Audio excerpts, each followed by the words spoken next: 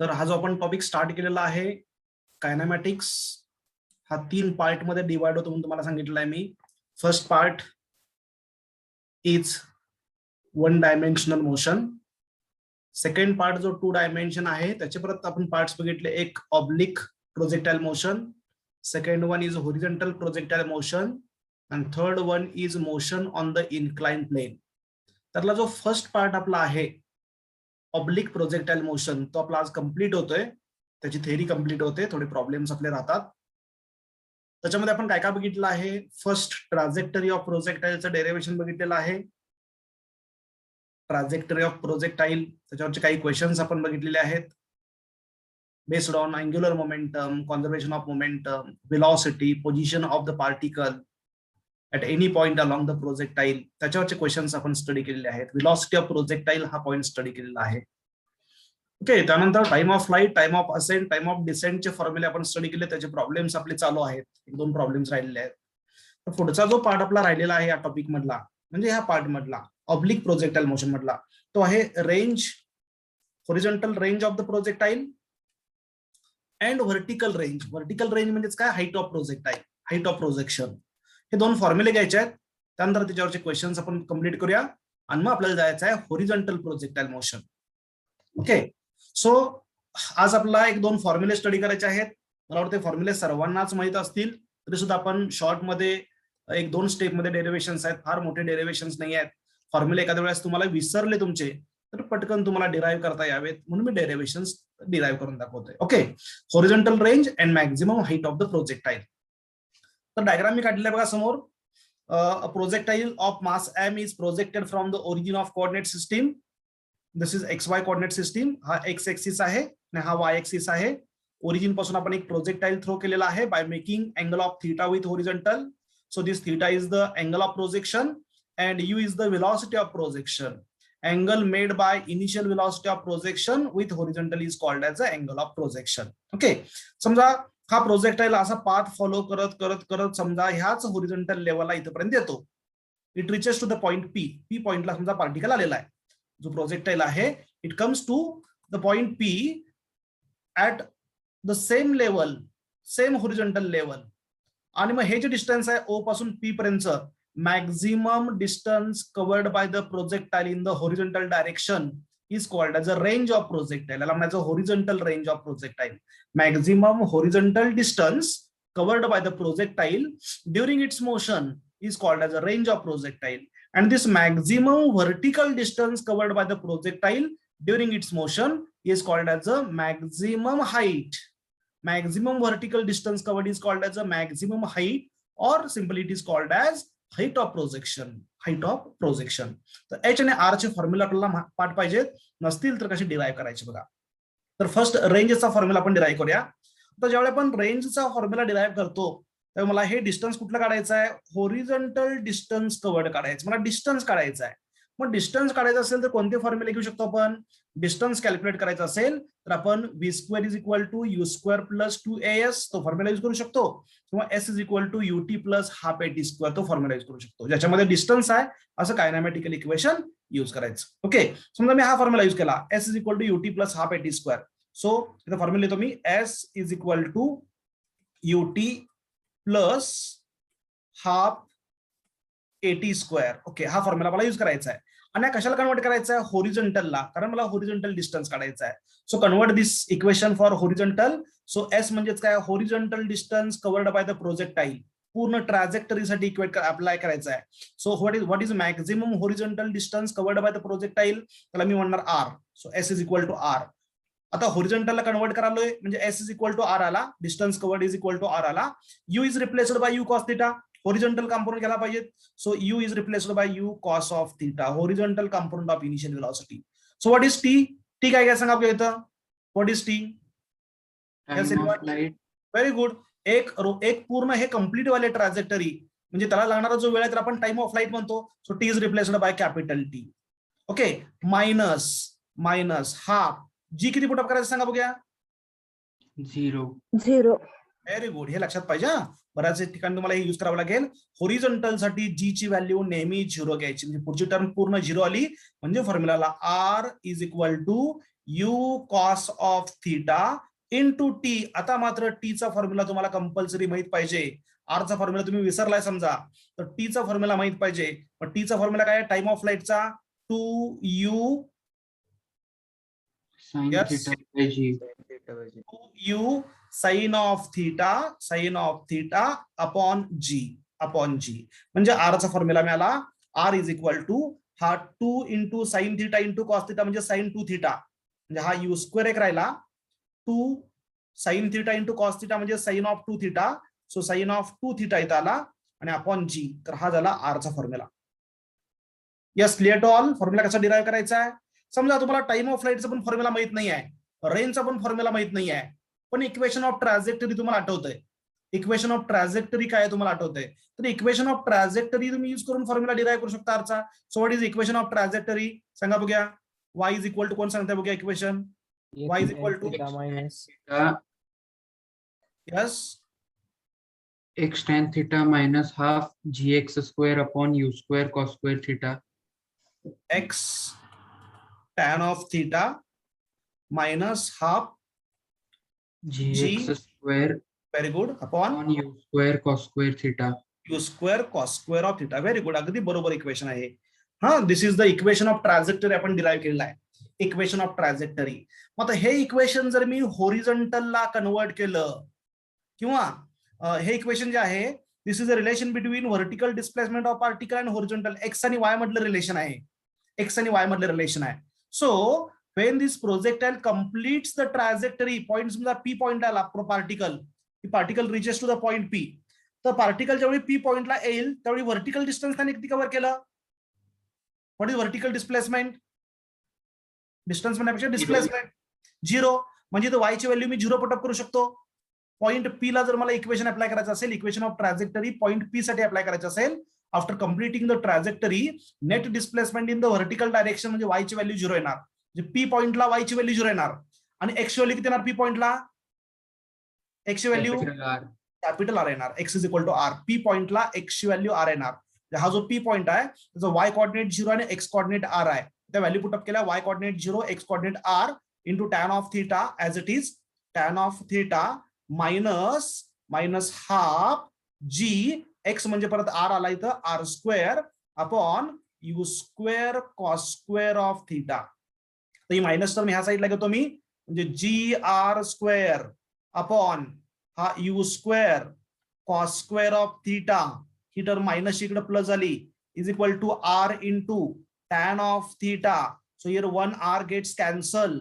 इथं राहिला जी अपॉन इथं आर राहिला बघा, हा आर आयरचा पुटअप करतो आपण. ओके, इज इक्वल टू, मला आर काढायचा आहे, sorry we have to calculate R here. त्यामुळे आर चा फॉर्म्युला मला काढायचा आहे. आर एक राहिला इथं ठेवतो मी, ह्या साईडला बाकीच्या सगळ्या टर्म्स ह्या साईडला घेतो. हा you square cos square theta इकडे न्यूमरेटर मध्ये आला, इकडचा हा जी आहे तो ह्या साईडला डिवाइडला आला. साइन थिटा म्हणजेच काय, सॉरी टॅन थिटा म्हणजेच काय, sine of theta upon cos of theta.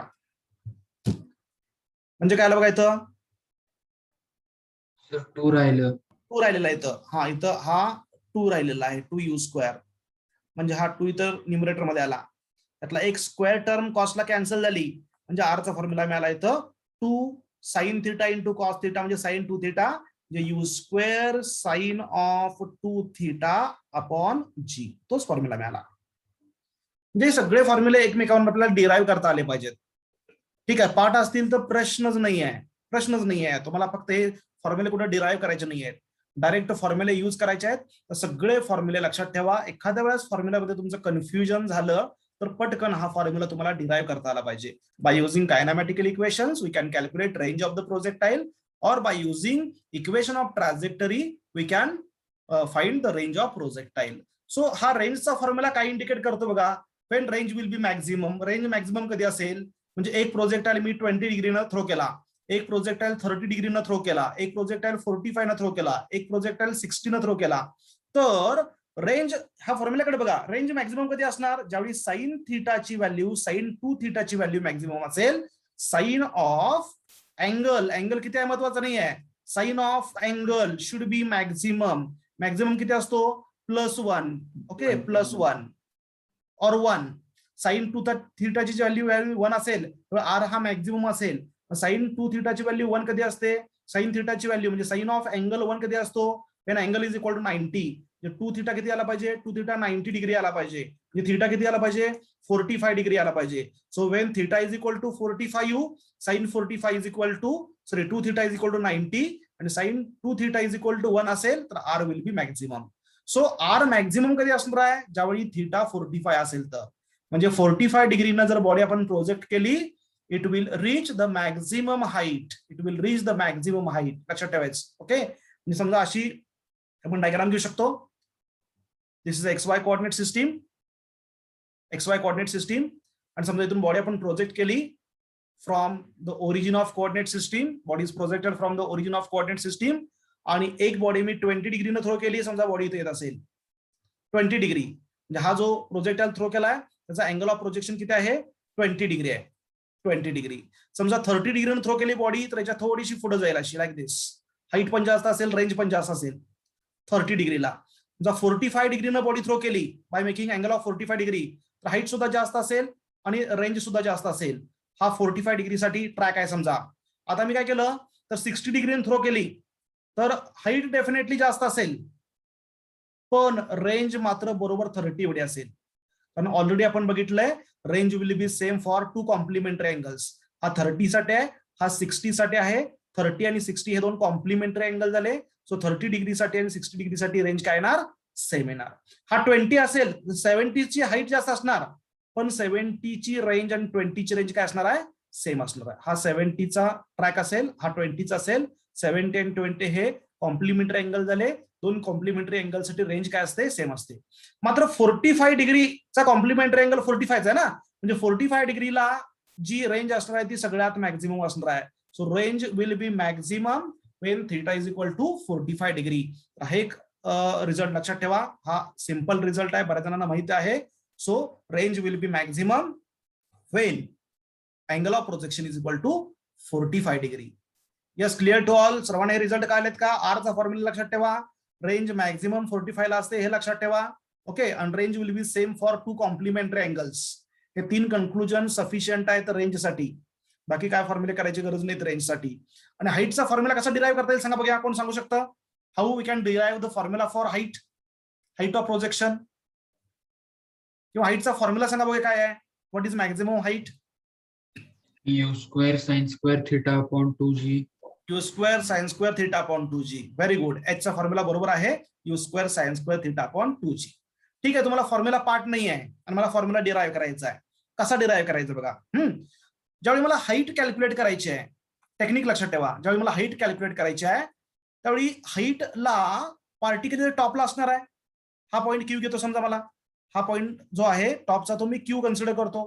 मग हाईट जर मला कॅल्क्युलेट करायची असेल तर मला टॉपचा पॉईंट कन्सिडर करायला पाहिजे, म्हणजे पॉईंट क्यू कन्सिडर करायला पाहिजे. म्हणजे ओ पासून क्यू पर्यंत जो ट्रॅक आहे त्याच्यासाठी मी कायनॅमॅटिकल इक्वेशन यूज करू शकतो. याच्यासाठी कायनॅमॅटिकल इक्वेशन यूज करू शकतो. मग कोणतं कायनॅमॅटिकल इक्वेशन यूज करू शकतो? हाईट काढायची म्हणजे डिस्टन्स काढायचा आहे. डिस्टन्स काढण्यासाठी 2च कायनॅमॅटिकल इक्वेशन्स आहेत. S is equal to ut plus half at square किंवा v² is equal to u² plus 2as. कोणतंही यूज करा, आन्सर सेम येणार. समजा मी इथे v² is equal to u² plus 2as वापरतो. हा, v² is equal to u² plus 2as. Third kinematic equation v² is equal to u² plus 2as. आता मला ओ आणि क्यू पॉईंट साठी हा फॉर्म्युला यूज करायचा आहे, म्हणजे व्हर्टिकल साठी इक्वेशन अप्लाय करायचं आहे. So vertical component of final velocity त्याचा square is equal to vertical component of initial velocity म्हणजे y component of initial velocity त्याचा स्क्वेअर प्लस 2 एक्सेलरेशनचा vertical component AY into vertical displacement किती होणार आहे सांगा. O टू क्यू पर्यंत vertical displacement किती होणार आहे? h max. त्याला मी SY म्हणतो. म्हणजे सगळ्या क्वांटिटी मी व्हर्टिकलला कन्वर्ट करायचे आहेत. So VY², what is VY? Value of VY final velocity is a vertical component 0 येणार, कारण बॉडी टॉपला म्हणजे 0 येणार. Very good. U च्या ऐवजी UY च्या ऐवजी U sine of theta, U sine of theta bracket square. हा नेहमी मायनस असणार लक्षात ठेवा. G always taken as negative -2 AY म्हणजे G आणि हा SY म्हणजे H. झालं, ही मायनस टर्म ह्या साईडला घेतो, म्हणजे 2GH is equal to U square sin square of theta. So what is final formula for H? U square sin square of theta upon 2G. झाला फॉर्म्युला, किती सिंपल आहे बघा. सेकंड कायनेमॅटिकल इक्वेशन वरनं पण तुम्ही डिराईव्ह करू शकता. डायरेक्ट फॉर्म्युला पाठ असेल तर काही डेरिव्हेशनची गरज नाही आहे. So vertical height, maximum vertical height of the projectile is U square sin square theta upon 2G. आता हे H ची मॅक्झिमम व्हॅल्यू किती असू शकते? What is maximum height? कारण साइन थिटा 1 पाहिजे, साइन थिटा 1 घेतला तर मॅक्झिमम H मॅक्स ची व्हॅल्यू काय येणार आहे? H max is equal to U square upon 2G. म्हणजे व्हर्टिकल हाईट कशावर डिपेंड आहे? Maximum vertical height depends on initial velocity of projection. Range also depends on initial velocity of projection. किती speed न तुम्ही body project करताय त्याच्यावर depend असेल की हाईट किती मॅक्झिमम असेल किंवा रेंज किती मॅक्झिमम असेल. So maximum range and maximum height depends on initial velocity of projection. Yes, clear to all? इथं ऑब्लिक प्रोजेक्टाइल मोशनचे फॉर्म्युले सगळे संपलेत. सर्वांना फॉर्म्युले क्लिअर झालेत का? यस, काय डाऊट असेल तर विचारू शकता. पार्श्व, पद्मराज, पूजा. नाही सर, नाही डाऊट. नाही सर, नो डाऊट. आणखीन एक फॉर्म्युला महत्त्वाचा सांगायचं राहिला आपल्याला, त्याच्यावर क्वेश्चन येऊ शकतो. तर हा आर, एच आणि थीटा मध्ये एक रिलेशन आहे. रेंज, हाईट आणि अँगल ऑफ प्रोजेक्शन मध्ये एक रिलेशन आहे. तर रिलेशनवर एखाद्या वेळेस क्वेश्चन येऊ शकतो. इथं मी वर लिहितो टॉपला रिलेशन बघा. What is relation between range of projectile, height of projection and angle of projection? R tan of theta is equal to, Vishal काय आन्सर येणार? 4H. Very good, 4H. हे रिलेशन लक्षात ठेवा. हे पटकन आपण डिराईव्ह करू शकतो, पण काय गरज नाही आहे. आपण जे रेंज आणि हाईटचे फॉर्म्युले काढलेत, रेंज आणि हाईटचे फॉर्म्युले काढलेत, त्या दोघांचा डायरेक्ट रेशो घ्या. या दोन्हीचा रेशो घेऊन तुम्ही सॉल्व्ह करत गेला तर तुम्हाला हा फॉर्म्युला मिळतो. R tan of theta is equal to 4H. Madhura, आवाज येतोय का? हो सर. हा फॉर्म्युला लक्षात ठेवण्यासाठी ट्रिक काय सांगितली ते आठवतंय? बोर्डचा टॉपिक सुरू असताना सांगितलं होतं हा फॉर्म्युला कसा लक्षात ठेवायचा. यस, मधुरा सांग बघूया, आठवतंय का? फॉर्म्युला विसरू नये म्हणून एक ट्रिक सांगितली होती. हा फॉर्म्युला कसा लक्षात ठेवायचा? रतन रतन, रतन 4 काय आठवेल सर? रतन फक्त आठवत आहे. रतन फक्त आठवतं. आर टॅन थिटा म्हणजे रतन. रतन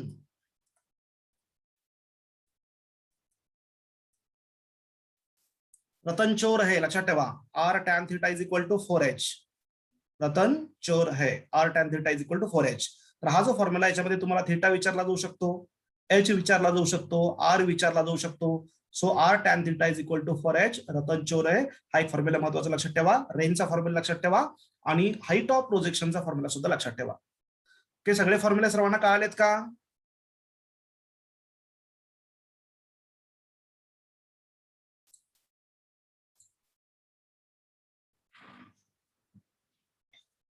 मला वाटतं याच्या आधी हा क्वेश्चन आपला झाला बघा. Question number 25 based on time of flight.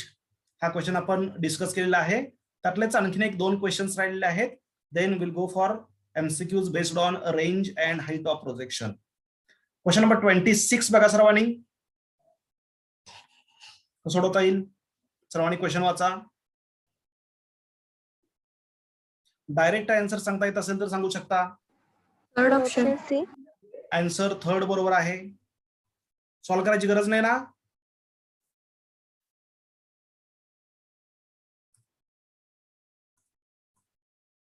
एकच मिनिट.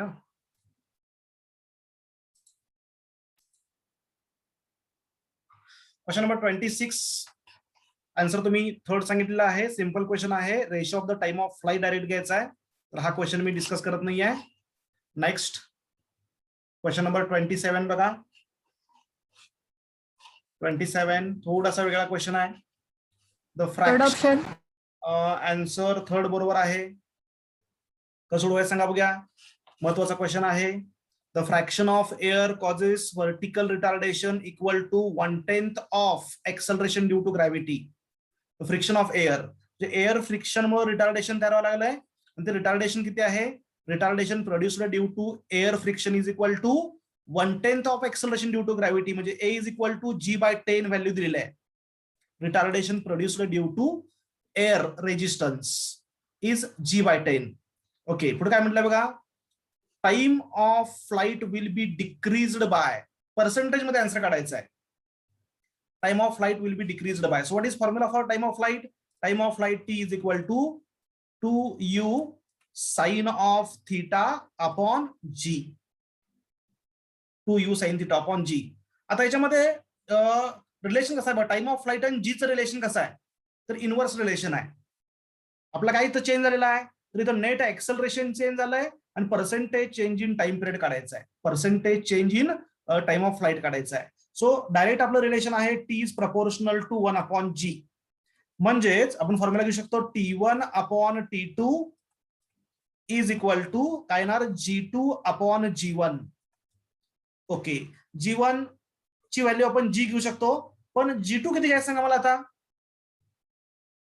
हा, फ्रिक्शन कॉजेस व्हर्टिकल रिटार्डेशन आहे, व्हर्टिकल रिटार्डेशन आहे. G किती घ्यायचा? G plus G/10. Exact, G+A.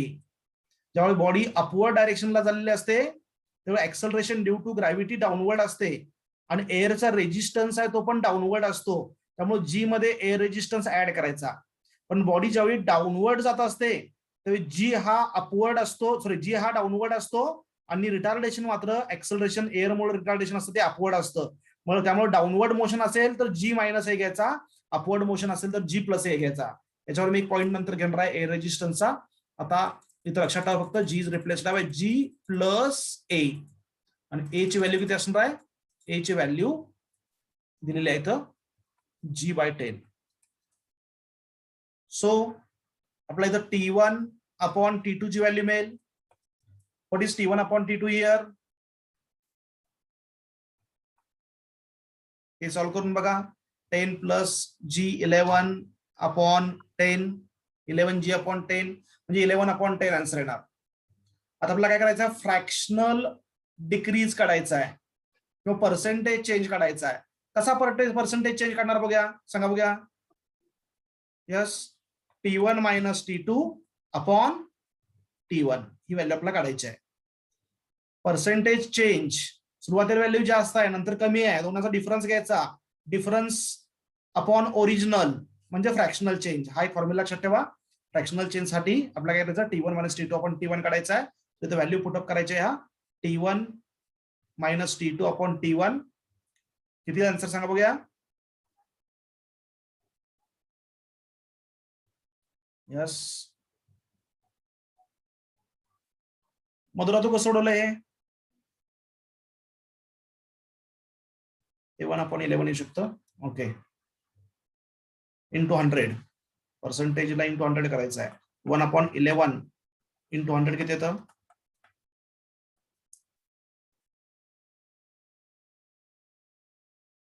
बरोबर होतं का? 9%? 9.9 येतं सर. 9.9 होतं. नाही, हे 1/11 इंटू 100 घेतल्यानंतर सर 9.09. 9.09. हा 9.0 ठीक आहे. 09 म्हणजे nearly equal to 9%. Answer third दिलेला आहे. बरोबर आहे. मग हे T1 minus T2 upon T1 म्हणजे फ्रॅक्शनल चेंज आला, रिलेटिव्ह चेंज आला आणि इंटू 100 तर आपल्याला इथं पर्सेंटेज चेंज मिळेल. Time of flight decreases by 9%. समजलं सर्वांना हे? पण तुम्हाला हे जर वरचं एअर रेजिस्टन्स किंवा एक्सेलरेशन चेंजेस हे पर्सेंटेज मध्ये दिलं असेल तर डायरेक्ट आन्सर आला असता आपला.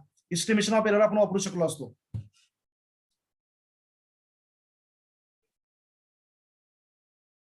ओके, क्वेश्चन नंबर 27 चा आन्सर तर थर्ड. आता क्वेश्चन्स नेक्स्ट आहेत based on horizontal range. Questions based on horizontal range. तर हे क्वेश्चन्स महत्वाचे आहेत. हॉरिझॉन्टल रेंजवर क्वेश्चन्स विचारले जाऊ शकतात. ओके, बरीच व्हरायटी याच्यामध्ये आहे. So start questions based on horizontal range. Question वाचा सर्वांनी. क्वेश्चनचं मीनिंग समजणं महत्वाचं आहे. A boy playing on the roof of 10-meter high building throws a ball with the speed of 10 meter per second at an angle of 30 degree. Suppose this is a building.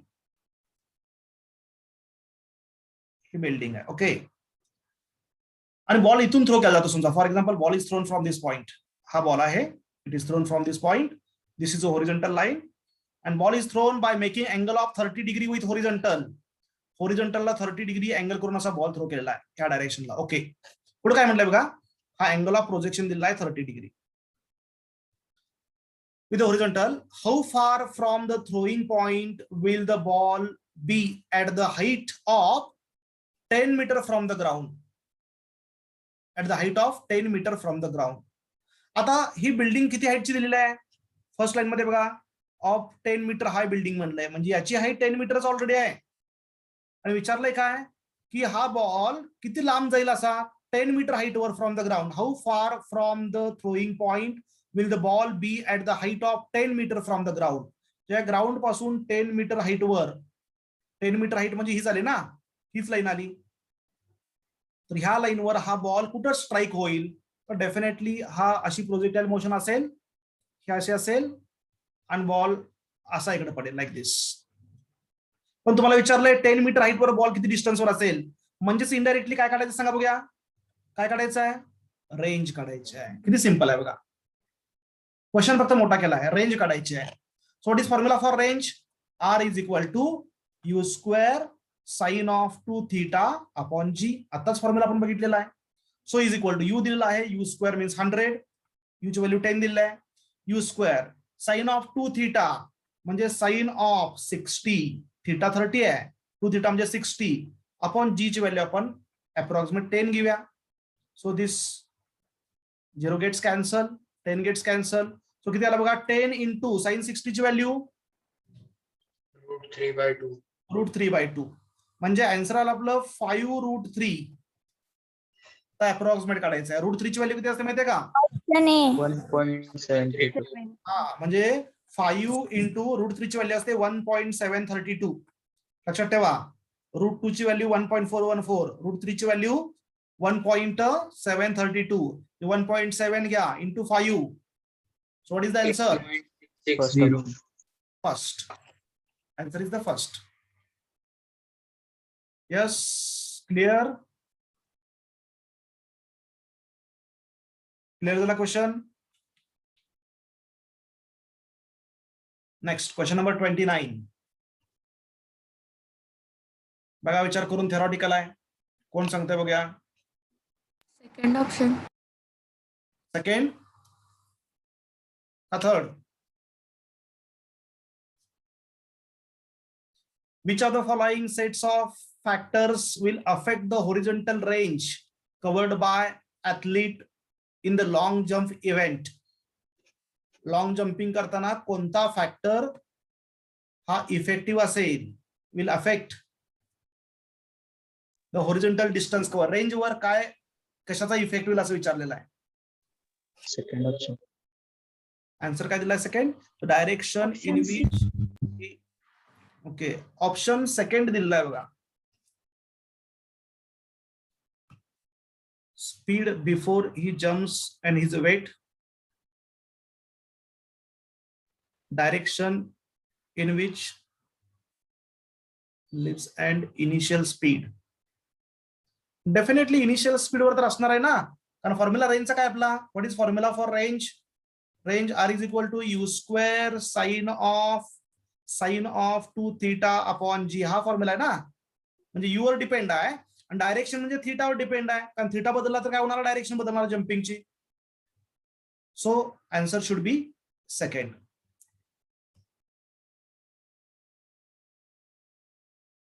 Theoretical question होता, लक्षात ठेवा, महत्वाचा आहे. Next question number 30.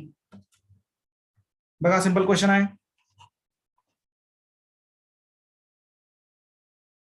First option. Option first बरोबर आहे. For a projectile, the ratio of maximum height reached to the square of flight time. Direct formula based question आहे. Maximum height h is equal to u square sin square of theta. बऱ्याच जणांचं इथे confusion होतं, याचा formula येताना square घ्यायचा का sin 2 theta घ्यायचा. का साइन थिटा घ्यायचा, फॉर्म्युला पाठ नसेल तर असं होतं. Okay, u square sine square theta upon 2g आणि काय टाइम ऑफ फ्लाईट लागणार आहे. Time of flight is equal to 2u sine of theta upon g. Ratio घ्यायचा आहे मॅक्झिमम हाईट आणि square of the time of flight याचा square h upon T square ची value काढायची आहे.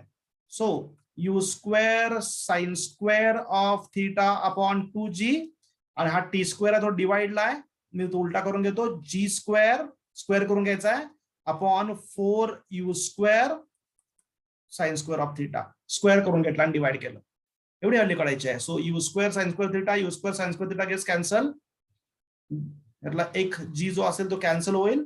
So h upon T square is equal काय राहिला, numerator मध्ये g राहिला, डिनॉमिनेटर मध्ये 8, g बाय 8, g ची व्हॅल्यू किती आहे 10 upon 8. What is the answer? 5/4 right answer येईल. ओके, दोन कॉम्प्लिमेंटरी अँगल साठी रेंजचा रेशो काय असेल? 1:1. Very good, 1:1. कारण कॉम्प्लिमेंटरी अँगल साठी रेंज सेम असते. आणि हाईटचा रेशो काय असेल? What is ratio of height for two complementary angles? बघा, h चा फॉर्म्युला काय आहे? h is equal to u square tan square theta. Very good, you square sine square theta upon 2g, हा h आला. आणि complementary angle साठी जो h असणार आहे, हा h1 घेतो आणि हा h2 घेतो. कॉम्प्लिमेंटरी अँगल साठी असणार आहे तो u square sine square of 90 minus theta upon 2g. Complementary angle म्हणजेच काय, theta is replaced by 90 minus theta. हे सिम्प्लिफाय करायचं आहे. हे सिम्प्लिफाय केल्यानंतर तुम्हाला आन्सर मिळणार. हे सिम्प्लिफिकेशन कसं करू शकता सांगा बघा. साइन स्क्वेअर 90 मायनस थिटा काय घेऊ शकतो आपण? Cos square Cos theta. square theta. cos square theta. So h2 is equal to u square cos square of theta upon 2g. दोन्हींचा रेशो घेतला तर h1 upon h2 is equal to, ratio घेतला की u square cancel होणार, 2g cancel होणार, sine square theta upon cos square theta is equal to tan square theta. लक्षात ठेवा, to complementary angle साठी रेंजचा रेशो 1:1 असतो आणि हाईटचा ratio tan square of theta असतो. म्हणजे हाईट दिली असेल दोन कॉम्प्लिमेंटरी अँगलला तर आपण थिटा पण कॅल्क्युलेट करू शकतो. So tan square of theta is equal to h1 upon h2. Okay, question number 31. A cricketer can throw a ball to the maximum horizontal distance of 100. म्हणजे r दिलाय, मॅक्झिमम r मॅक्स दिलेला आहे, u square upon g formula आहे बघा, maximum r, maximum horizontal distance of 100 म्हणजे 100 metre दिलाय. ही फक्त range दिलेली नाही आहे, मॅक्झिमम होरिझोनटल रेंज दिलेली आहे. The speed with which he throws the ball, म्हणजे यू काढायचा आहे, किती सिंपल आहे. So what is the answer? U square is equal to 1000 and u is equal to, answer येणार 1000 चा square root 31 point something. Integer मध्ये 32. हा, nearly equal to 32. 31 point something येईल, 31.7 वगैरे येईल. With answer nearly equal to 32. इथं हे फक्त कळायला पाहिजे, मॅक्झिमम होरिझोनटल रेंज म्हणजे आर दिलेलं नाही आहे. मॅक्झिमम होरिझोनटल रेंज म्हणजेच काय, आर ची मॅक्झिमम व्हॅल्यू दिलेली आहे u square upon g. Yes, म्हणजे अँगल 45 घ्यायचा, इथं अँगल ऑफ प्रोजेक्शन 45 डिग्री घ्यायचा आहे. सो आन्सर येतं इथं 32 meter per second. Next question number 32 theoretical आहे. Two bodies are projected at 60 degree, 30 degree respectively with same velocity. Then First option. first option, complementary angle साठी range फक्त same असते, height same नसते. आता मला सांगा 30 डिग्रीला हाईट जास्त असणार का 60 डिग्रीला हाईट जास्त असणार? 60 degree. 60 डिग्री साठी हाईट जास्त असणार, 30 साठी कमी असणार. Height will be different for complementary angles but range will be same for two complementary angles. Time of flight पण वेगळा असेल. 33.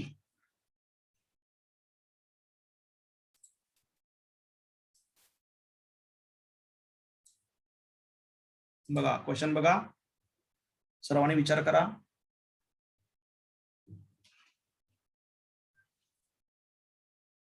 Last option. आणखी सर्वांनी विचार करा.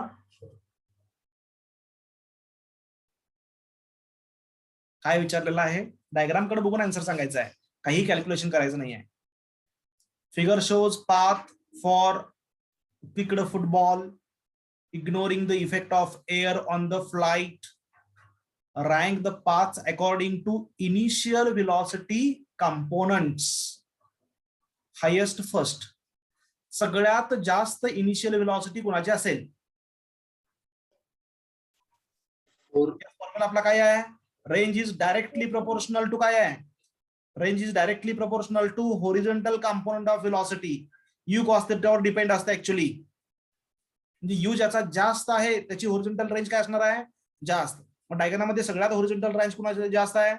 फोर्थची आहे, त्यानंतर थर्ड, त्यानंतर सेकंड, त्यानंतर फर्स्ट. म्हणजे आन्सर काय येणार? Last. According to initial horizontal velocity component. Initial वेलॉसिटीचा होरिझॉन्टल कंपोनंट कोणाचा जास्त आहे असं विचारलंय तुम्हाला. सिक्वेन्स लावायचा. सगळ्यात जास्त होरिझॉन्टल कंपोनंट कोणाचा असणार? फोर्थ. कारण होरिझॉन्टल कंपोनंट हा ह्या बॉडीला होरिझॉन्टल डायरेक्शनला नेण्याचं काम करतो आणि व्हर्टिकल कंपोनंट हा ह्या बॉडीला हाईट अक्वायर करण्यासाठी मदत करतो. समजा इथं व्हर्टिकल कंपोनंट नसेल, बॉडी एक्झॅक्टली होरिझॉन्टलच थ्रो केली, हाईट झिरोच येणार ना. यू कॉस थिटा पण इथं यू साइन थिटा झिरो आहे. समजा अँगल ऑफ प्रोजेक्शन झिरो असेल तर हाईट येणार आहे का? इथं हाईट येणार नाहीये. म्हणजे होरिझॉन्टल डिस्प्लेसमेंट जी आहे ती यू कॉस थिटामुळे होत असते आणि व्हर्टिकल डिस्प्लेसमेंट ही यू साइन थिटामुळे होत असते. सो तुम्हाला होरिझॉन्टल कंपोनंट विचारला आहे, सगळ्यात जास्त रेंज ज्याची असेल त्याचा होरिझॉन्टल कंपोनंट हा जास्त. तुम्हाला फसवण्यासाठी हाईट वेगवेगळी दिली जाऊ शकते, ही हाईट वेगवेगळी दिली जाऊ शकते. फक्त रेंज वर डिपेंड. काय रेंज कशावर डिपेंड आहे? होरिझॉन्टल कंपोनंट वर. Does not depend on vertical component. Yes, clear to all? Clear झालं का? Yes sir. Okay, next question number 34. Question number 34 theoretical आहे बघा हा सुद्धा. सर्वांनी विचार करा. First option. एक आन्सर आलेला आहे फर्स्ट. अजून लास्ट ऑप्शन. सेकंड आन्सर आलाय लास्ट. मधले दोन आलेत बघा अजून. First option.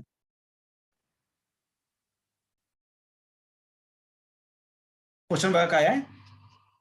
4 bodies PQRS are projected with equal velocities having angle of projections 15, म्हणजे P जो आहे तो 15 डिग्रीनं प्रोजेक्ट केलाय, 30, 45 and 60 degree with horizontal respectively.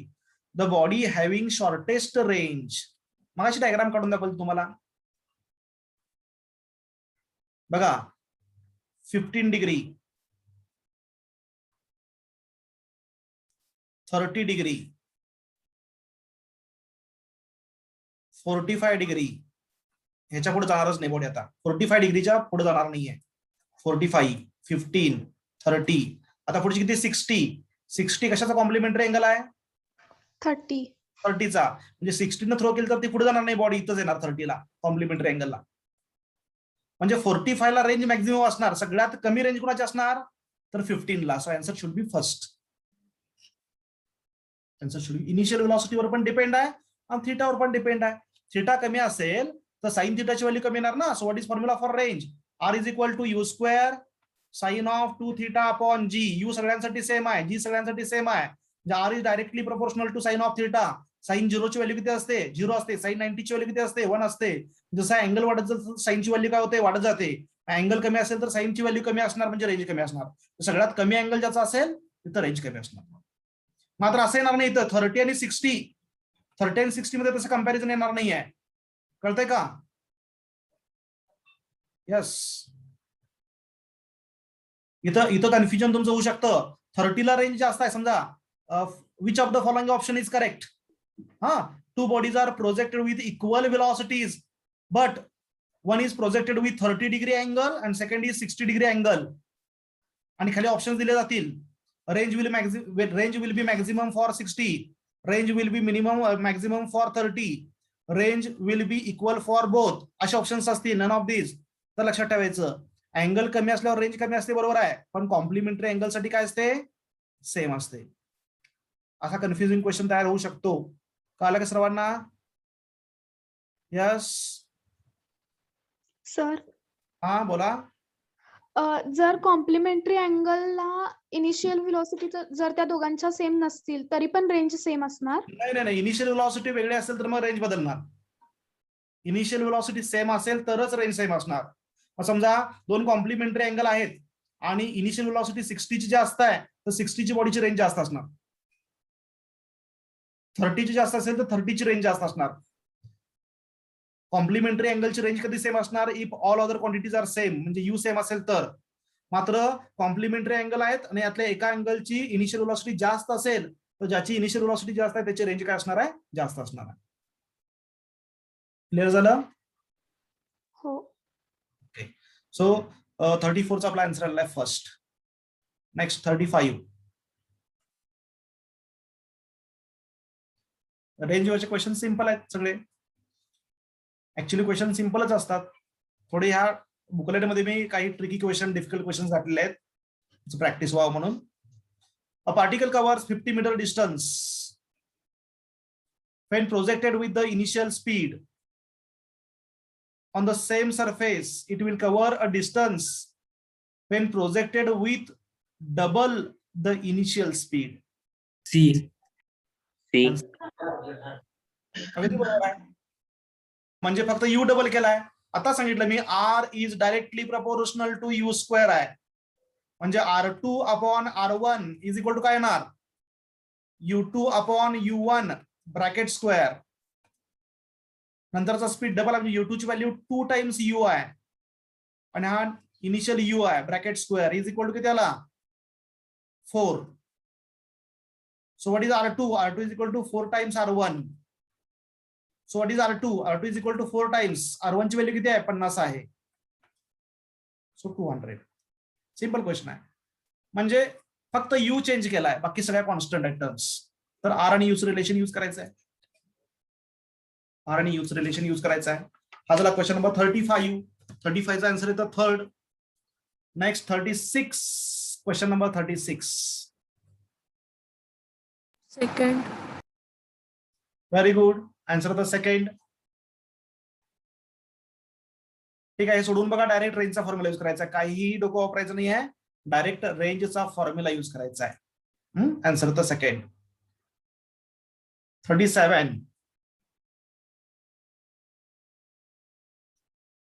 A projectile is thrown with the speed of v at an angle of theta has the range of r on the surface of earth. म्हणजे नोटेशनच दिलेत.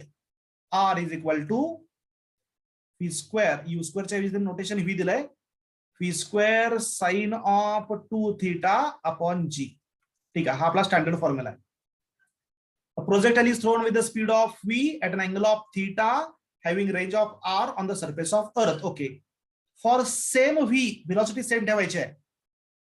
and theta पण same ठेवायचा आहे. Range on the surface of moon. आता मूनवर काय change होणार? फक्त मूनवर जी change होणार. मग आर आणि जीचं रिलेशन फक्त यूज करायचं. So R is inversely proportional to g. म्हणजे range on moon upon range on earth is equal to g on earth upon g on moon. Inverse relation आहे. तर आपल्याला एक रिलेशन माहिती आहे, RM upon RE is equal to g on earth जे आहे त्याला मी जी मानतो, तर मून वरचा जी किती असणार आहे? 1/6. 1/6 म्हणजे G/6. So RM upon RE is equal to काय येणार बघा? 6. G upon so RM is equal to 6 times RE. आणि RE ला नोटेशन काय दिलं त्यांनी? अर्थ वरचं रेंज R म्हणलेलं आहे.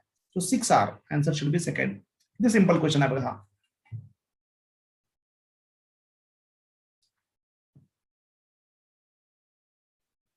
Next question number 38. थोडासा मोठा क्वेश्चन वाटतोय, बघूया आपण सॉल्व्ह करून. A projectile is thrown into the space so that it have maximum horizontal range of r. Okay, maximum horizontal range of r म्हणलेला आहे. मॅक्झिमम होरिझोंटल रेंज म्हणलं म्हणजे थीटा किती असणार? 45. 45 डिग्री म्हणजे इनडायरेक्टली लक्षात ठेवा मॅक्झिमम होरिझोंटल रेंज जेव्हा म्हटलं असतं तेव्हा इनडायरेक्टली थीटा 45 असतो आणि रेंज मॅक्झिमम कधी असते 45 डिग्रीला असते. ओके म्हणजे हा आर मॅक्स आहे थीटा 45 आहे.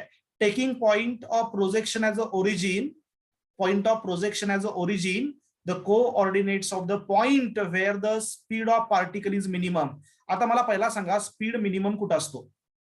Suppose this is a trajectory, this is a trajectory and a particle is projected from origin, it moves like this angle is 45. See here, this angle is 45 degree. Initial velocity of projection is u and this is the range of projectile r and this is the height of projection h. Okay हे standard notation घेतलं. आता मला सांगा त्या पूर्ण track मध्ये velocity minimum कुठे असणार. Highest point. Very good. कारण इथं फक्त होरिझोंटल कंपोनंट असतो, बाकीच्या ठिकाणी होरिझोंटल व्हर्टिकल दोन्ही असतात, दोन्हींचा रिझल्टंट डेफिनेटली जास्त येणार. इथं व्हर्टिकल कंपोनंट 0च असतो म्हणजे मिनिमम व्हेलॉसिटी ही टॉपमोस्ट पॉइंटला असते. तुम्हाला काय विचारलंय तर असा जो पॉइंट आहे जिथे व्हेलॉसिटी मिनिमम आहे त्याचे कोऑर्डिनेट्स काढायचे आहेत डायरेक्ट विदाउट सॉल्विंग. ह्याचे coordinates. So what is x coordinate of this point म्हणजे हे distance r/2. Very good r/2. हा r/2 ऑप्शन कुठे आहे बघा. एक्स कोऑर्डिनेटला r/2 तर इथं एकातच आहे, पुढे बघायची गरज नाही आहे. कळतंय का. एकच ऑप्शन आहे r/2 ला सुरुवात एक्स कोऑर्डिनेट. आणि वाय कोऑर्डिनेट किती असणार. वाय कोऑर्डिनेट म्हणजे h. तर तुम्हाला मी आता फॉर्म्युला सांगितलं बघा. रतन चोर है, रतन चोर है. So R okay tan of theta tan 45 ची व्हॅल्यू 1 येणार ना. Is equal to 4h. So what is h r/4 आहे का बघा. सेकंड ऑप्शन इथं. यस क्लिअर झालं का. h is equal to r/4. कळलं सर्वांना. मला होरिझोंटल कंपोनंट मिळाला, होरिझोंटल कोऑर्डिनेट मिळाला r/2 पण व्हर्टिकल कोऑर्डिनेट जो आहे तो किती आहे तो h आहे. ह्या पॉइंटचा व्हर्टिकल कोऑर्डिनेट आहे तो y कोऑर्डिनेट आहे तो h आहे. म्हणजे h काढायचा आहे. r मला माहिती आहे h काढायचा आहे इन टर्म्स ऑफ r. तर फॉर्म्युला काय येणार h is equal to r/4. Yes क्लिअर झालं सर्वांना हे. Yes, sir. ठीक आहे. आता पुढचे काही क्वेश्चन्स आहेत ते आपण नेक्स्ट लेक्चरला बघूया. तुम्ही सर्वांनी पुढचे क्वेश्चन सॉल्व्ह करण्याचा प्रयत्न करा. रेंजवर बेस्ड बरेचसे क्वेश्चन्स पुढे दिलेले आहेत. अजून मॅक्झिमम क्वेश्चन्स तुम्ही सॉल्व्ह करण्याचा प्रयत्न करा. आपण नेक्स्ट लेक्चरला डिस्कस करूया. माझं सेकंड लेक्चर आहे आता. ओके काय डाऊट आहे का. Yes any doubt. कुणी लेफ्ट होऊ नका. प्रेझेंट घेतोय मी.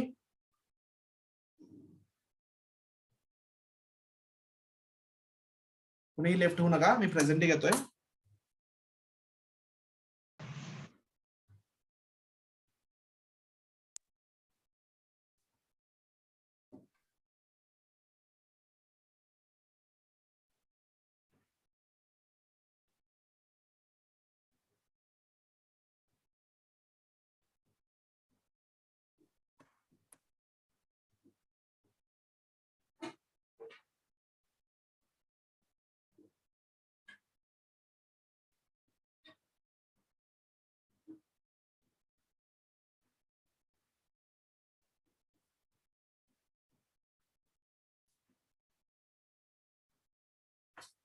ओके प्रेझेंट घेतलेले आहे.